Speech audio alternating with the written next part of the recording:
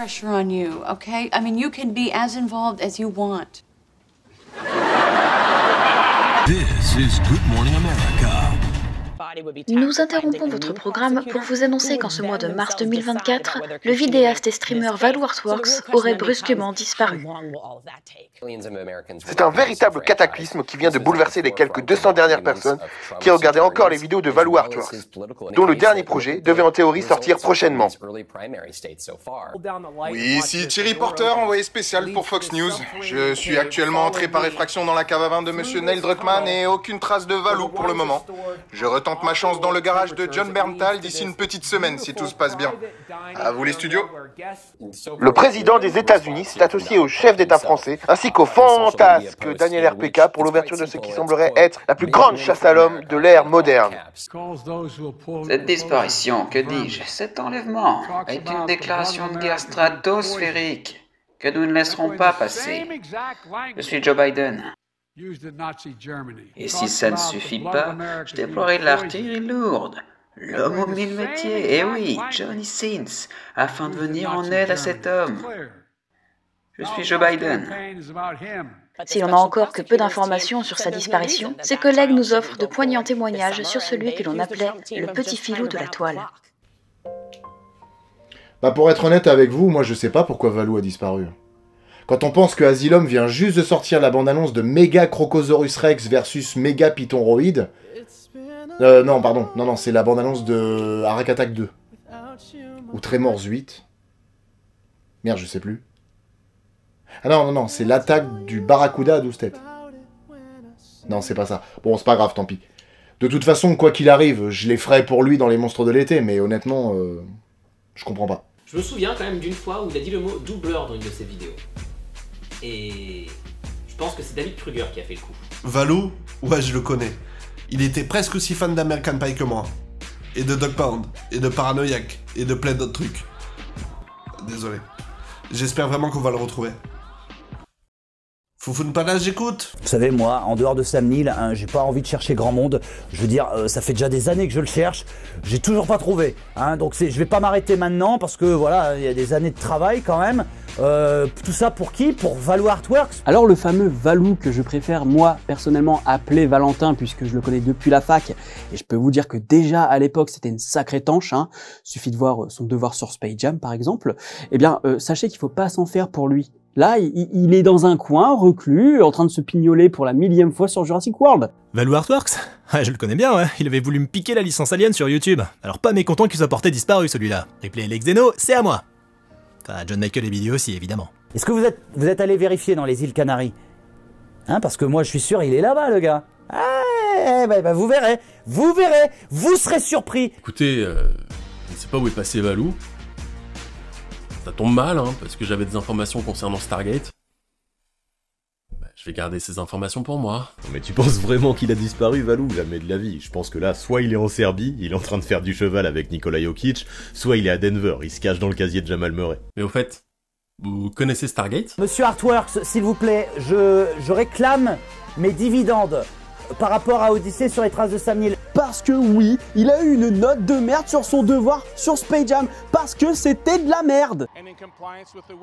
Messieurs, dames, mes informations sont formelles. Mon client, le vidéaste et streamer Valu Artworks, a bel et bien disparu. Cependant, toutes mes pensées se rejoignent. Le freluquet se cache actuellement en Irak. J'en suis convaincu.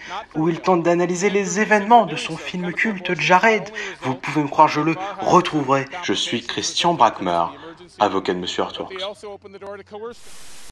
C'est quand j'ai pris connaissance de tous ces témoignages de mes collègues vidéastes que j'ai compris qu'en m'engageant sur YouTube, j'aurais peut-être pas fait un si mauvais choix. Messieurs, dames, nous y sommes. Tout au long de ma carrière d'influenceur, et même tout au long de mon existence, je n'ai jamais été quelqu'un porté sur l'avenir, sur ce que j'étais sûr de réaliser, ou la façon dont je le réaliserais. Mais s'il y a bien une chose dont j'étais convaincu, et cela depuis le 13 juin 2015, date de ma première critique avec mention veste mal coupée, boucle d'adolescent et coupe de cheveux bordélique, c'est bien que si cette carrière devait un jour se finir, elle se finirait avec mon film. culte. C'est pourquoi aujourd'hui, après pas loin d'une décennie à rendre au cinéma tout ce qu'il fut capable de m'apporter, et soyons honnêtes, à beaucoup parler de dinosaures, il est temps d'achever cette épopée avec l'œuvre d'une vie. L'œuvre de ma vie. Celle ayant réussi à devenir une part non seulement de moi, mais aussi de mon cinéma. Celle m'ayant fait comprendre tout le charme, l'intelligence et l'ampleur que le 7e art peut offrir au moindre spectateur.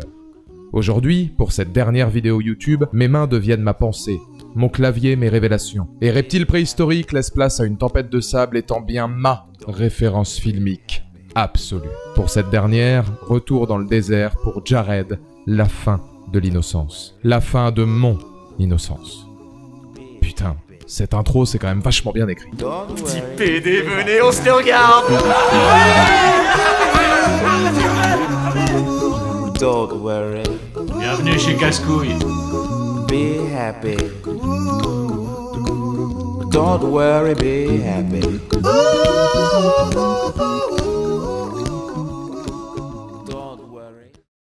Tout commence le 12 août 1970 à Fairfield, en Californie. Enfin, pas exactement, mais vous allez comprendre. Si nous sommes encore loin de Sam Mendes, cette date correspond à la naissance d'Anthony Swofford, ancien marine devenu par la suite écrivain et auteur d'un roman nommé Jared. Tireur d'élite pendant la guerre du Golfe, conflit ayant opposé l'Irak à une coalition de 35 États dirigée par les États-Unis suite à l'invasion du Koweït, son texte raconte ses mémoires. Ceux d'un parcours au sein du peloton de surveillance et d'acquisition d'objectifs, entre attentes, dérives, entraînement intensif et quotidien d'hommes ayant vécu les opérations Bouclier et Tempête du désert, du 2 août 1990 au 28 février 1991. Issu d'une famille militaire, son père étant un vétéran du Vietnam, là où son grand-père avait servi lors de la Seconde Guerre mondiale, il décrit son enfance ainsi que son passage dans l'armée comme des périodes de lecteur solitaire, souhaitant s'engager afin de trouver chemin de la virilité. Volontaire à seulement 18 ans, il fera alors partie de ces Jared, surnom donné à de jeunes soldats dont je laisse à Jack Gyllenhaal le soin de vous expliquer le sens. Dérivé de la ressemblance entre la coupe de cheveux réglementaire et un bocal. La tête du marine par implication est donc aussi un bocal, un récipient vide. C'est ici que le livre de Swofford devient pertinent. Formé à devenir une machine de guerre, il doit cependant faire face à un ennemi fantôme, entre désert à perte de vue, terreur de l'attente et puits de pétrole déchirant le ciel. Le tout comme frustré de ne pas avoir livré de véritables batailles après tant d'investissements. En comptant sa préparation, ce seront plusieurs années aussi épouvantables que marquantes qui seront décrites dans son témoignage, tentant d'y mêler art littéraire, vérité, science et état d'esprit du guerrier avec sa propre vision de l'humanité. Il passera ensuite énormément de temps à comprendre les traumas d'anciens militaires, en particulier une fois revenu au pays, ayant lui-même eu du mal à reprendre une vie normale après son service, en raison d'un stress post-traumatique extrême apparu après les combats. Encouragé par l'Université de Californie, dont il fut titulaire d'une licence d'anglais, ce ne sera qu'à seulement 24 ans, en 1995, qu'il écrira alors Jared, se focalisant sur les luttes mentales, physiques et émotionnelles de ces jeunes soldats, ayant finalement assisté à peu d'assauts réels, combattant l'ennui et un fort sentiment d'isolement. The war is, well, it's dragging on, and they're spending a lot of time at close quarters battle, and our war was first, you know, there was a 6-week period where it was only fought from the air, and we were in the wide open desert. You know, we didn't do a lot of city fighting, and that city urban terrain, you know, offers different kinds of danger. My father was opposed. You know, my father had been in Vietnam, and you know, he didn't want me to go off to war and get myself killed. But one reason that I joined the Marine Corps was because I was after this mystery about my father, which was his service in Vietnam. À sa sortie, l'ouvrage divise. Apprécié par la presse pour son style et sa narration, mais en partie rejeté par le corps militaire, et étant donné l'axe de Swofford, c'est pas vraiment une surprise. Il sera même banni des bibliothèques scolaires d'Hudsonville, dans le Michigan, en 2023. La raison ? Un côté violent et obscène, voire même jugé pornographique de certaines séquences, notamment frasques homosexuelles provocantes des marines devant des journalistes relatées dans le roman, faits réels qui seront d'ailleurs portés à l'écran par Mendes. De là à imaginer que plusieurs éléments furent démontés car allant à l'encontre des recrutements militaires et de la vision puritaine de l'armée, on peut aussi le penser. Cela étant, il n'en reste pas moins pertinent et atypique dans le genre, bijou donnant aussitôt des idées à l'industrie cinématographique. S'appuyant sur ses mémoires, c'est le réalisateur Sam Mendes, dont il ne s'agit que du 3e film après American Beauty et Les Sentiers de la Perdition, qui tombe aussitôt amoureux de la vision proposée par Swofford dans son roman. Pour lui, il offre une approche subjective de la guerre, vue à travers les yeux d'un homme à la recherche de lui-même. Il fut également séduit par une histoire ne ressemblant à aucune du genre, et symbole d'une guerre elle aussi bien différente des autres. Entrant intimement dans le quotidien de ces soldats dépassés par les événements et qui n'avaient aucune idée de l'évolution du conflit, il fut passionné par le mélange de machisme, d'humour, d'émotion et de situations surréalistes que Swofford peignait à travers son œuvre, le tout ponctué par de véritables analyses pertinentes sur la guerre, le corps des marines et le rôle de ces jeunes au sein de celle-ci. En somme, il s'agit d'un regard réaliste, vrai et authentique sur la face cachée d'un combat que la politique ne voulait pas dévoiler au monde, sujet devenant alors fer de lance d'une envie d'adaptation cinématographique par le réalisateur. S'il passa un accord avec Mendes pour ne pas intervenir du tout dans la construction du métrage, Swofford en fera cependant les louanges lors d'un visionnage privé en 2005, ressentant toute l'âme, la narration, la psychologie et les questions posées par son roman. C'était l'objectif de Mendes. Garder autant que possible l'esprit du livre intact. I wanted to keep the spirit of the book, but the book is very impressionistic. It's not chronological. It's got lots of stuff that happens to him at home, both before he goes and when he comes back. And I wanted to just feature the desert. So we put scenes in that aren't in the book, and we left a lot behind. But the spirit of the movie, which is mischievous, I hope, and funny and surreal and frightening and unexpected, that's from the book. I'm pleased with the entire film. I think it's a great film. Sam really transfigured the emotional and psychological heart of my book onto screen, and that's through Jake's acting, through the acting of all the actors, through the making of this family on screen, and the real sort of the process of becoming a Marine, and also the looking forward to what happens after that, what life does the person live in the future. C'est ainsi qu'après avoir hésité entre plusieurs comédiens comme Leonardo DiCaprio, Tobey Maguire ou encore Christian Bale pour le rôle principal, imaginant même Kurt Russell ou Gary Oldman en lieutenant-colonel Kaczynski, la production se met alors en place avec un casting 5 étoiles se voyant suivre un entraînement, disons gargantuesque. Afin de connaître le quotidien exact des marines, Jake Gyllenhaal mais aussi Jamie Foxx, Peter Sarsgaard, Lucas Black ou encore la crème Laz Alonso passent 4 jours à la base George Air Force avec le sergent-major James Dever, ayant notamment travaillé comme consultant sur Le Dernier Samouraï. L'idée est simple. Apprendre les gestes et les maniements des marines pour en devenir plus convaincant face caméra. Rejoint par l'excellent Chris Cooper, le tournage peut alors commencer et là-dessus, sachez qu'aucune scène ne sera tournée au Moyen-Orient. Si l'équipe est tout de même confrontée à des conditions climatiques difficiles, combinant tempêtes de sable, températures de nuit glaciales et autres intempéries, c'est bien à Los Angeles, puis dans quelques vallées désertiques des États-Unis et du Mexique, qu'elle fut envoyée, tentant tant bien que mal de retranscrire cette atmosphère orientale. Pour l'anecdote jardinante du jour, les responsables des effets visuels furent d'ailleurs chargés d'occulter toute trace de végétation sur les différents paysages, afin d'être en adéquation avec l'environnement saoudien. Une expérience donc ultra immersive, et le plus drôle, c'est qu'à l'époque des auditions, Jake Gyllenhaal, aka notre rôle principal Anthony Swofford, pensait avoir complètement foiré sa lecture. Un gros coup de pression avant, donc, la véritable pression du tournage. I had read with Sam and I just thought it was horrible, and I did a bad reading, and I just thought that he, I don't know, his response was kind of, the audition process for Sam, I think he puts actors through a rigors mentally, and he never really lets anything out, and I think that's actually makes him such a great director. I mean, I think he's very sensitive to the fact that if he were to let anything, he doesn't want to lead anybody on. But I just did a really bad reading, I think, and he didn't call me for like a month after, and I thought it's over, it's over.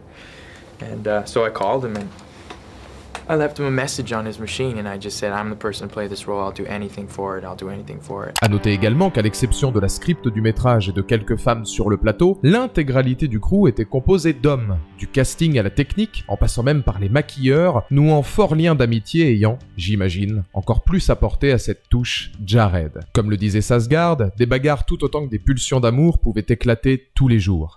Tournage dont les membres de l'équipe se souviennent encore parfaitement. It seemed perfect. It was like a period of time in someone's life where they're allowed to express their anger, really. you know, and their frustration. And there were times, and have been times, where I wanted to punch my fist through a wall.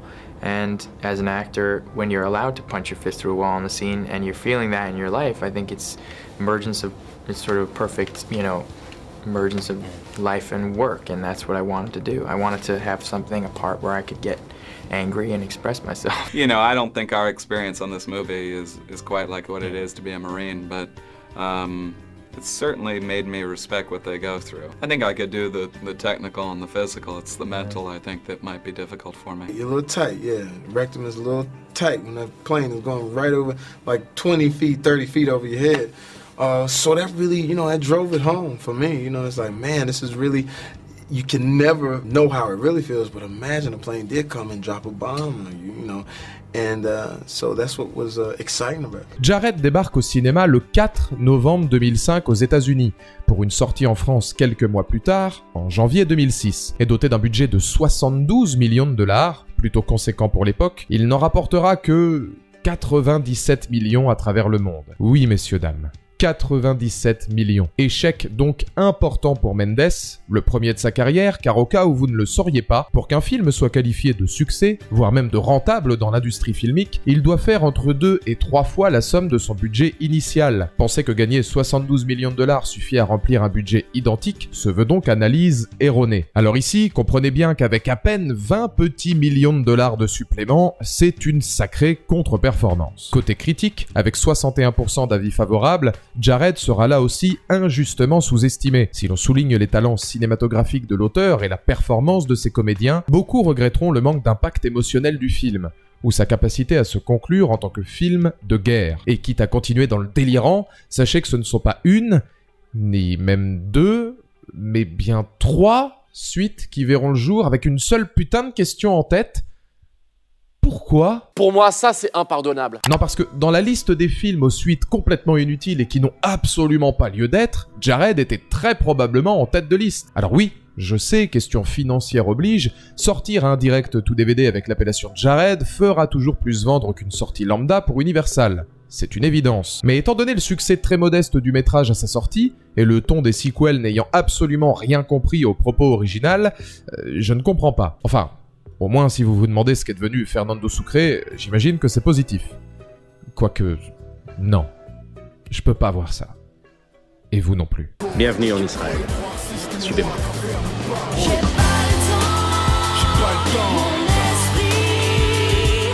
Tiens, attends, 2 secondes parce que ça me parle. Ça, Fred Topalov à la régie, tu peux me remettre la version originale ?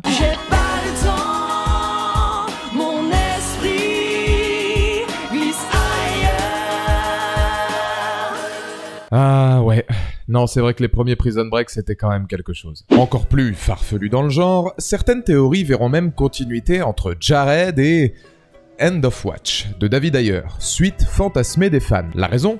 Jake Gyllenhaal jouant un ancien militaire extrêmement proche de Swofford, dans ses manières, son évolution, sa psyché ou encore sa violence, d'autant plus compte tenu de ses multiples références sur son passé dans l'armée, devenu depuis flic à Los Angeles. Problème, pas les mêmes noms, déjà.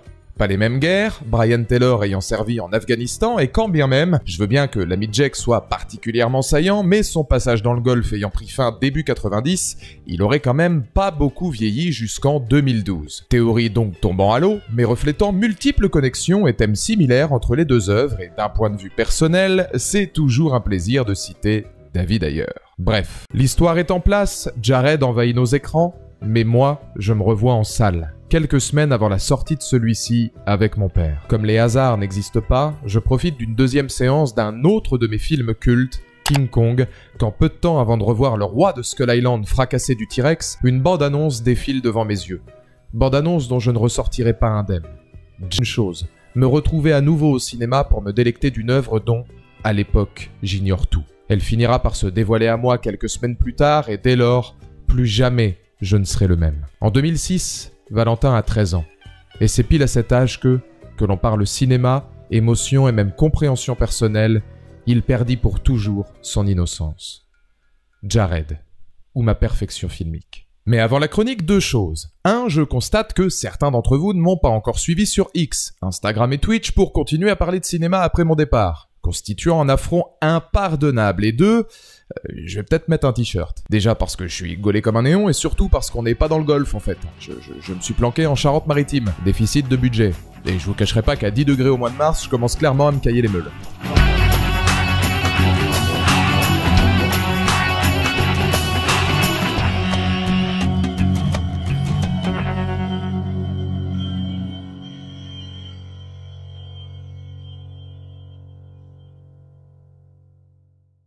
Jared, Sam Mendes, Anthony Swofford et une guerre comme aucune autre.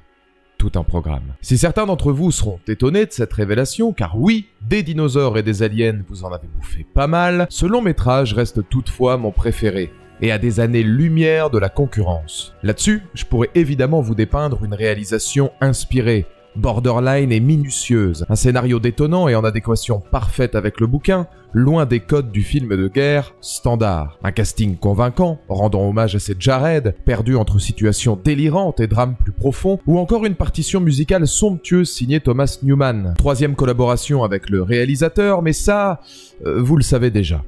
Et puisqu'analyse il doit maintenant y avoir, je vous propose de la diviser en 4 actes bien distincts. 4 axes d'étude afin des moindres intervient dès le titre du film. La fin de l'innocence. Enjeu fondamental de son histoire, il ne faut pas oublier que Jared est avant tout une quête de soi, celle d'un jeune homme de 18 ans au cours d'un périple où toute forme d'innocence lui sera ôtée. Il est intéressant, dès lors, de comprendre la véritable définition de l'innocence, celle-ci pouvant avoir bien des aspects. Pour la religion, il s'agit de l'état d'une personne n'ayant pas été souillée par le mal, ou tout simplement l'ignorant. En ce qui concerne l'opinion plus commune, on peut aussi considérer comme innocente toute personne jugée non coupable d'un quelconque événement. Mais au cœur de ce désert, une troisième définition me parle davantage, celle d'une jeunesse perdue, rimant aussi avec insouciance. Car Jared, c'est avant tout un parcours initiatique. Jeune de toute origine, au parcours différent, mais finissant par se rejoindre via une grande thématique. Se découvrir pendant la guerre pour le meilleur et pour le pire. Jamais l'insouciance et donc l'innocence de leur vie, tout en les forgeant sans le savoir, et même sans le demander. Un des exemples me venant tout de suite en tête reste l'adultère d'une jeune femme devant son homme lors d'une scène choc, montrant la dureté humaine d'un engagement militaire. La perte d'une forme d'innocence autour de celui-ci, à savoir le symbole d'une relation amoureuse idyllique, et la réponse assassine de Swofford quelques instants plus tard. Grandir et se découvrir par la force. Je vais voir comment ça fait de voir un autre mec baiser ta copine. Pour l'anecdote du jour, la cassette réenregistrée par Madame devait originellement être une copie de l'œuvre Voyage au bout de l'enfer de Michael Cimino. Clin d'œil pertinent quand on sait qu'il fut l'un des premiers métrages traitant de l'horreur et du trauma post-Vietnam, là où Jared, lui, compose avec la guerre du Golfe via des thèmes similaires. Habile donc, et puis d'un point de vue plus personnel, ça me rappelle un pote de régiment que sa femme avait trompé aussi. Alors au début on lui a dit que ça s'arrangerait, et puis quand on a appris que c'était avec l'ensemble de l'effectif du Stade Toulousain, incluant l'équipe B quand même, Ouais non, pauvre Félicien. Affronter ses peurs, ses doutes, vivre l'horreur de la guerre ainsi qu'une sensation oppressante d'en être un pion, disjoncté de son attente, de sa frustration, et mettre l'accent sur l'homme avant même le conflit véritable. Tout cela résonne donc comme une perte d'innocence totale. On peut également considérer qu'en s'abandonnant à la guerre, décidant de rejoindre l'armée, ces hommes perdent leur innocence religieuse. Ils acceptent de découvrir le mal, parfois d'y succomber, tout en y admettant une trouille véritable, propos parfaitement retranscrits par la réalisation viscérale de Mendes. À de nombreuses reprises, il insiste sur des cadrages proches des corps, parfois même en gros plan, et des regards livides, perdus, contraste à la fois idéal artistiquement avec la puissance d'un désert à perte de vue, mais aussi parfait témoin de ce deuil de l'innocence. Au cours d'une séquence avec des journalistes, fait d'ailleurs intéressant quand on sait que la guerre du Golfe fut énormément appuyée par la presse, relais quotidien de ces événements au reste du monde et une première à l'époque, Swofford avouera par exemple ses craintes, loin du regard de son sergent, alors qu'une feuille de route lui avait d'abord été donnée. D'un discours fier de son service, se dévoile donc pour la dernière fois bribe d'innocence, celle d'un jeune avouant une erreur. 20 ans, et j'ai fait une bêtise en signant ce contrat.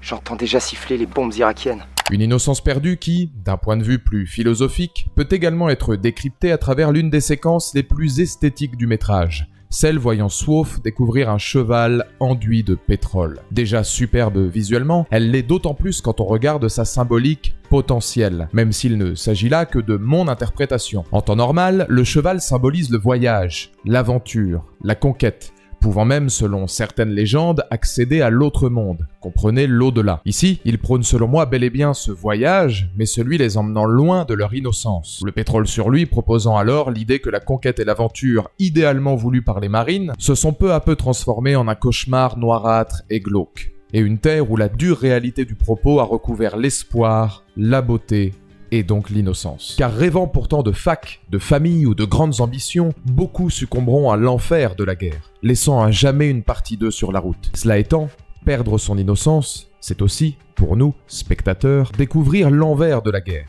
sa vérité, ses réelles conditions, être pris aux tripes par le poids de ce désert, par la sensation d'accompagner ses soldats coûte que coûte, et par le sentiment d'empathie émanant de cette perte d'innocence. Comme si à leur instar, une fois l'écran éteint, une part de nous restait encore au sein de ce conflit.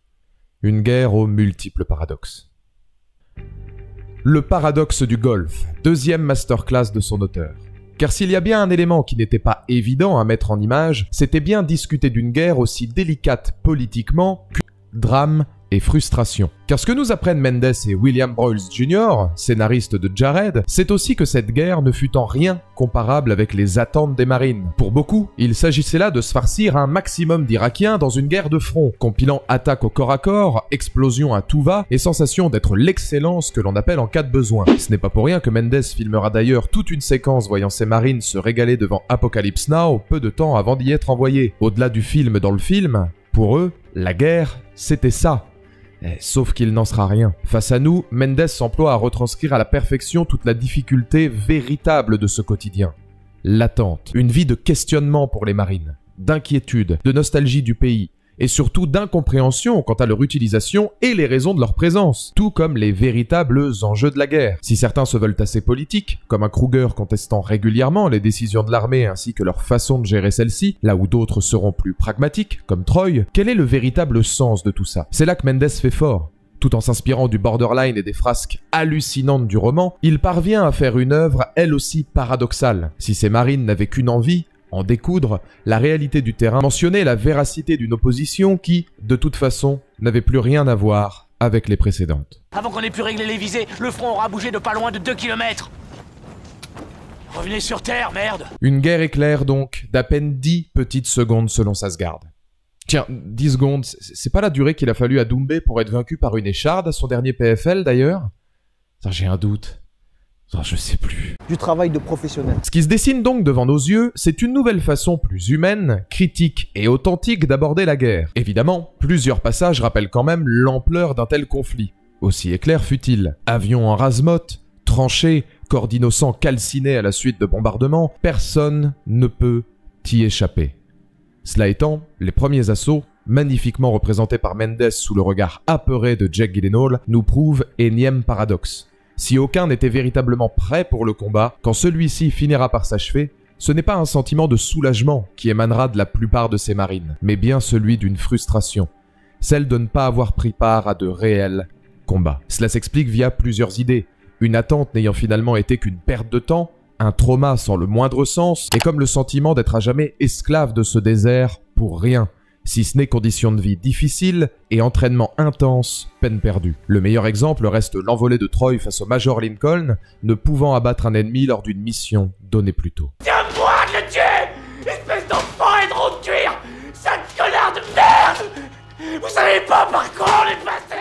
Sûrement l'une des séquences les plus fortes du métrage, à la fois dans son huis clos oppressant mais aussi dans le jeu extraordinaire de Sasgard, le résultat gifle le spectateur. Des larmes, une dépossession de soi, Troy abdiquant au profit de la guerre, et tout le symbole d'un conflit ayant marqué en plein cœur ses protagonistes. Alors comment rester insensible à la fois filmiquement face à une telle prestation d'acteur, mais aussi moralement, sachant que tout cela fut le reflet d'une frustration paradoxal. À savoir que les opérations Bouclier et Tempête du désert, nom donné aux manœuvres protégeant l'Arabie Saoudite d'une éventuelle invasion irakienne, furent parmi les plus difficiles pour les marines, amenant à de nombreux stress post-traumatiques une fois revenus au pays. Pas une surprise quand on voit, d'un œil profondément réaliste, toutes les phases que ces soldats traversaient.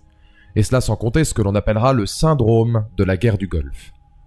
Piqûre de rappel. Durant la guerre du Golfe, près de 9000 militaires français ont bien reçu l'ordre de prendre des cachets de pyridostigmine, un médicament qui devait les protéger d'une éventuelle menace chimique irakienne. En effet, les scientifiques américains s'accordent aujourd'hui pour reconnaître la dangerosité de ce médicament qui entraîne des troubles neurologiques. Des troubles précisément ressentis par nombre d'anciens combattants français. Si Mendes discute rapidement, son envie première étant de retranscrire le désert, du retour difficile de certains au pays, ainsi que de la reconnaissance plus qu'éphémère qu'ils se verront attribuer, sachez que le syndrome de la guerre du Golfe toucha énormément d'anciens combattants, américains et alliés, caractérisés par plusieurs symptômes. Parmi eux, troubles du système immunitaire, fatigue, maux de tête, perte de mémoire et même malformation des héritiers, probablement liés à des agents neurotoxiques, des pilules données par l'armée, faisant d'ailleurs l'objet d'une courte scène présente dans Jared, ou autres neurotoxines. Si l'auteur en fait donc une légère impasse, là où le roman traitait de ses traumas, on dresse toutefois portrait d'une guerre paradoxale et dramatique dont,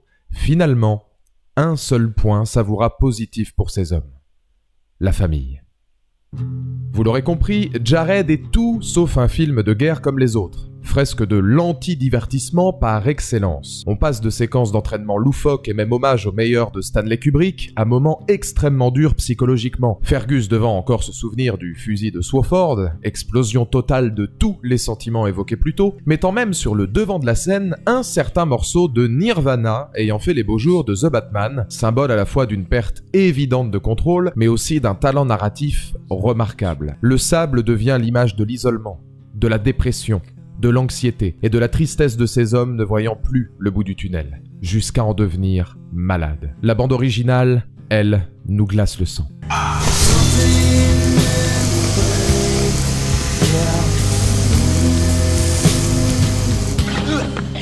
Mais si l'attente, la frustration et la colère furent évidemment les symboles de cette guerre, il ne faut pas non plus oublier l'un des éléments les plus importants que Swofford voulait voir dans le film après son roman, la fraternité d'hommes ayant trouvé une famille au milieu de ce désert. Car au détour d'un chaos inéluctable, un unique point positif verra bien le jour, l'amitié que se donneront marines que tout oppose, mais que tout finira par rassembler. Magnifiquement mis en scène dans la dureté comme dans l'émotion, sans oublier un non-dit propre aux militaires, le jeu de Jake Gyllenhaal et Peter Sarsgaard, par exemple, en est un parfait visage. Porté par la douleur, les épreuves, mais aussi un code d'honneur important, Mendes dirige ses comédiens dans une extrême justesse, leur donnant une importance considérable lors du moindre plan et permettant au public de comprendre la complexité d'hommes éloignés du monde, mais se découvrant par le biais aussi de leurs frères d'armes. Le cas de Troy en devient alors extrêmement pertinent car au contraire des autres, il n'a que l'armée comme salut. Il est l'exception confirmant la règle. Là où beaucoup souhaitaient quitter le Moyen-Orient, il s'agit bien pour lui de la seule façon d'être quelqu'un, de se sentir quelqu'un et de faire partie de quelque chose de plus grand que lui, échappant à un passé que l'on devine difficile et surtout une fraternité lui ayant tant manqué tout au long de sa vie. C'est ici que, messieurs dames, je vous dévoile la scène me touchant le plus de toute l'industrie cinématographique. Peut-être parce que je me retrouve dans cet heureux désespoir, dans cette sensation de fraternité, ou tout simplement dans ce cirque où l'on se pense invincible car, entouré de sa véritable famille, rien ne pourrait nous atteindre. Sublimé par les notes de Thomas Newman, Troy devient Jared pour toujours, méritant une marque que lui seul se verra accorder, concoctée par la crème d'ailleurs, puisque lui, Laz Alonso, c'est The Boys, privilège douloureux devenant Eldorado d'espoir et d'un bonheur éphémère.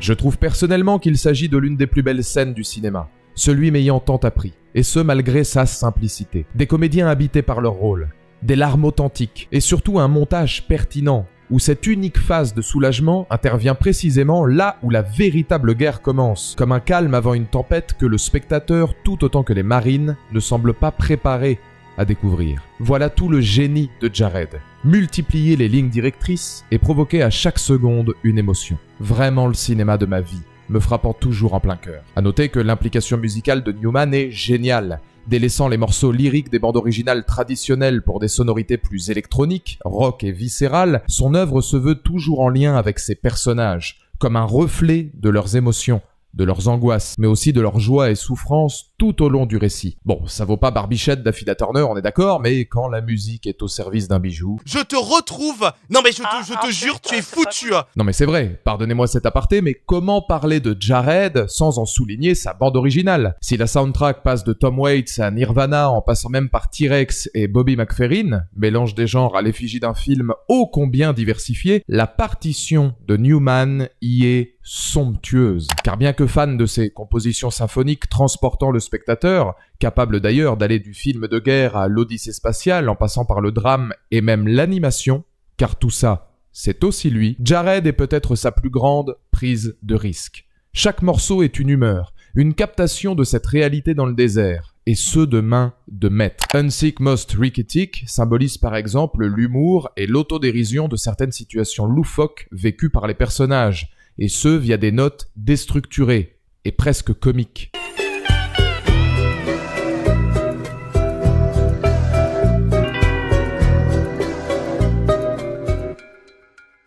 Full Chemical Gear, aux sonorités très électriques, est une ode à cette sensation de chaleur omniprésente émanant de la séquence de football américain, mêlant rapidité, puissance et dimension détonnante afin de sublimer cet environnement anormal.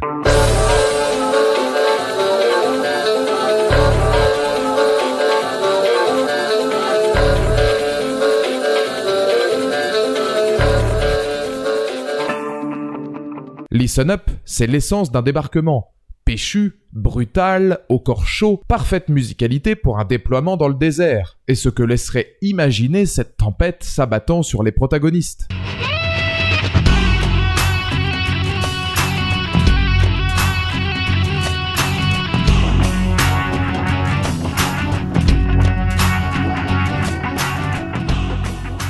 Enfin, comme entendu, Jared for Life sonne comme un temps calme, rempli d'espoir, de passion, et d'une envolée où le temps semble s'arrêter pour mettre à l'abri ses marines.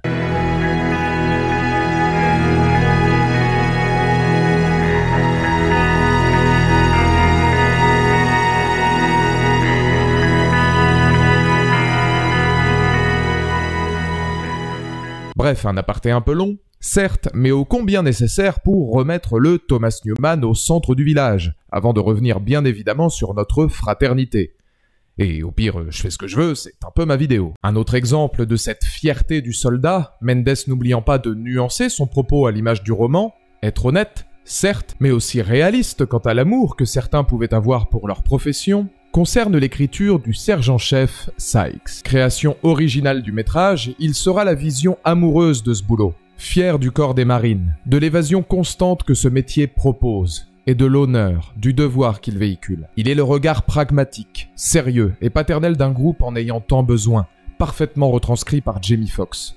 L'amour d'un mentor pour son métier et ses frères d'armes. En fin de séance, alors qu'il partage toutefois court jeu de regard avec un vétéran toujours meurtri par sa guerre, si près si loin de la leur, nous le verrons finalement par la suite au combat, preuve d'un lien infaillible. Jusqu'à une phrase voulant tout dire. D'autant plus quand on voit à quel point Mendes dépeint finalement tout type d'homme dans son récit. Chaque caste sociale et culturelle sera étudiée, fonction ô combien pertinente. Être dans le corps des marines est une fierté dont je remercie Dieu. Ouah. En fin de métrage, cet amour se verra là aussi des plus difficiles à observer.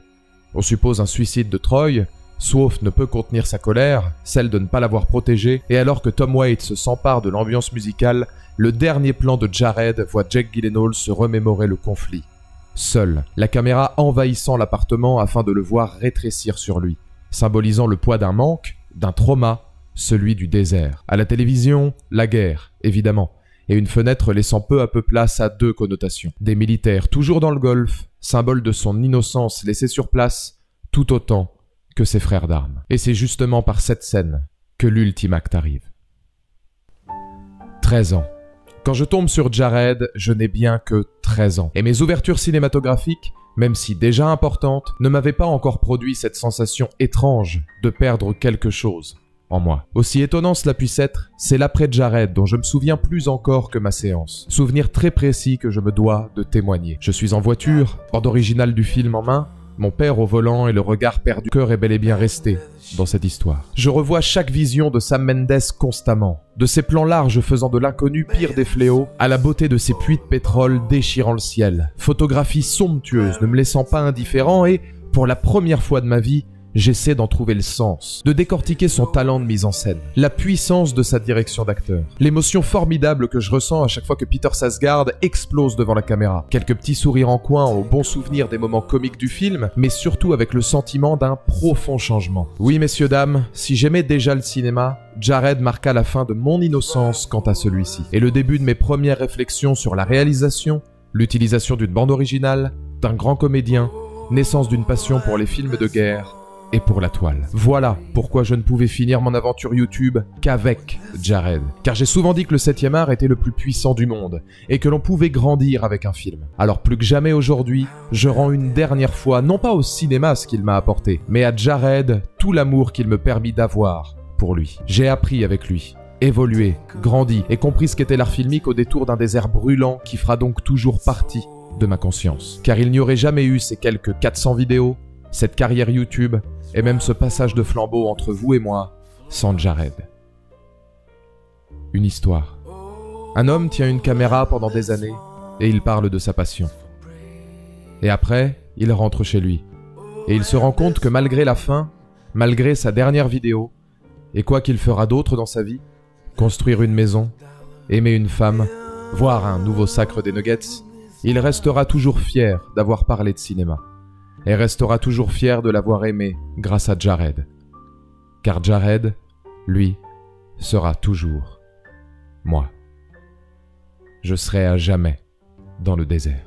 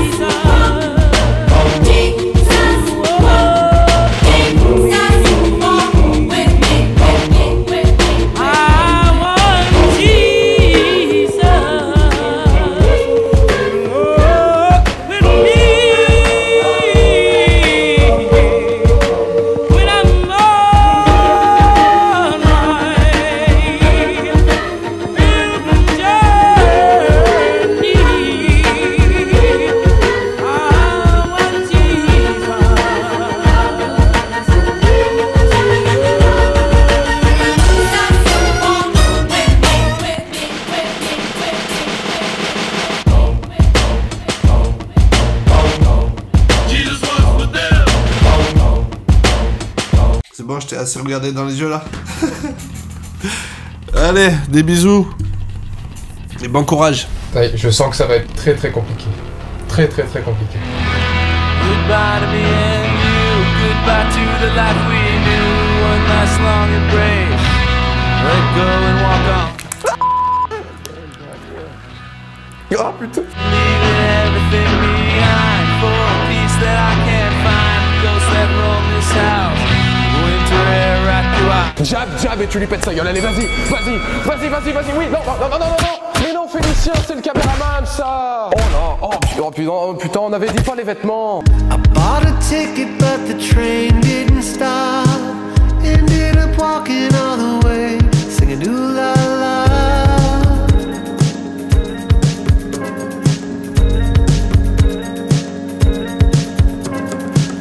I made it home and put the radio loud. Was just static, but it still turned me on. Est-ce que je dois retourner au camp de base à gauche ou est-ce que je dois prendre le chemin de droite et aller chercher de l'eau à côté de la plage? And try to find some water.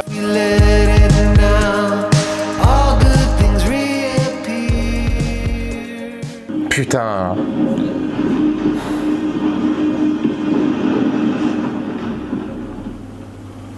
Eh, ça me casse les couilles de ouf, putain.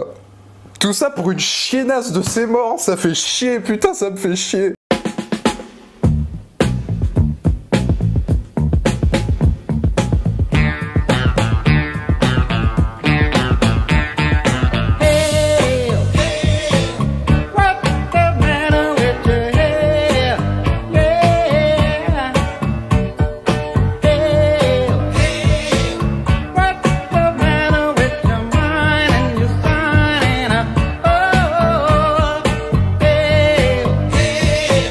Yes sir, yes, double sir, yes sir.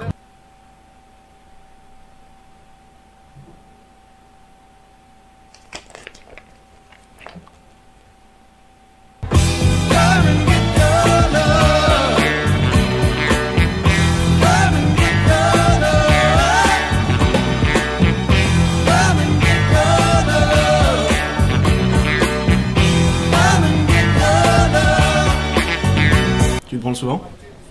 Oh, ouais, enfin, ça m'arrive.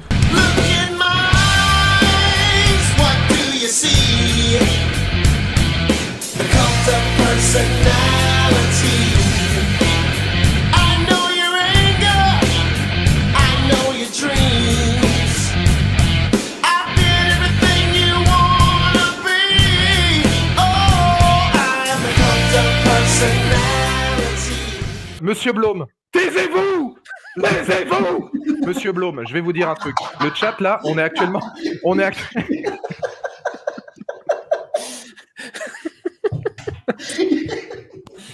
Putain, qui est con! I wrote that first verse in Denver back in September. It's January now and I'm feeling like myself again.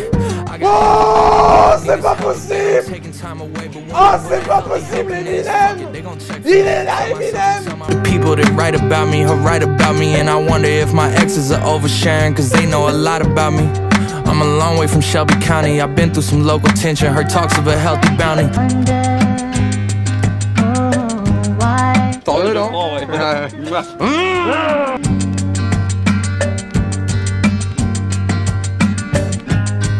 So many losing hope in those dreams that they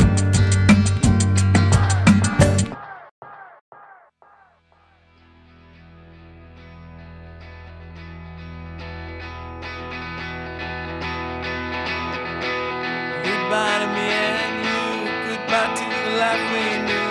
Wipe the tears from your eyes. Let go and walk on.